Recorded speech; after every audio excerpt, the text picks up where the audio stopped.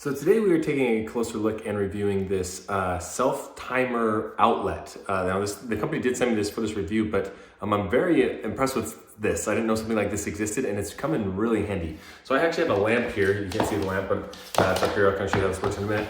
But you can see here, you just go through and simply plug this into the outlet, and then it has two different outlets right here. So you can turn one outlet into two. And then once you plug it in, you can see on here, there's a 1 minute, 15, 30, on and off, 1 hour, and then there's like a repeat motion.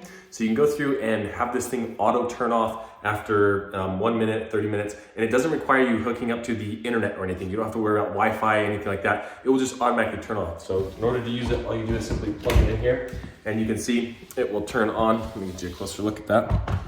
It will turn on here, and then from this point, you can go through and plug in whatever you wanted to on the sides here. So we're gonna go through and we'll plug it into this side here, this lamp, and you can see the lamp just turned on over here. We have the lamp up this way. Oh, I'm in the way, the lamp's on there.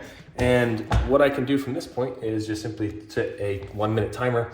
And you can see after 1 minute, it is going to go through and just automatically turn off. Or you can do the same thing for 30 minutes, 1 hour, or if you wanted to, you can completely turn off the outlet, and you can see the lamp just turned off when I click that. You can see it's now off right now, and then I can go through and turn it on, and then I could say, hey, I want this lamp to be on for 15 minutes, and then it will go through and give that timer. You can go through and actually, it looks like you can do custom as well. You can go through and add 16, 17, you can do 30-minute increments, 1 hour increments, 4 hour increments, and you can go all the way as high as you want to. Oh wow, you can set this for a couple of days if you want to. It looks like up to 99 hours you can go through and do. I didn't realize that, and then you gotta go through and repeat and then turn it off and on.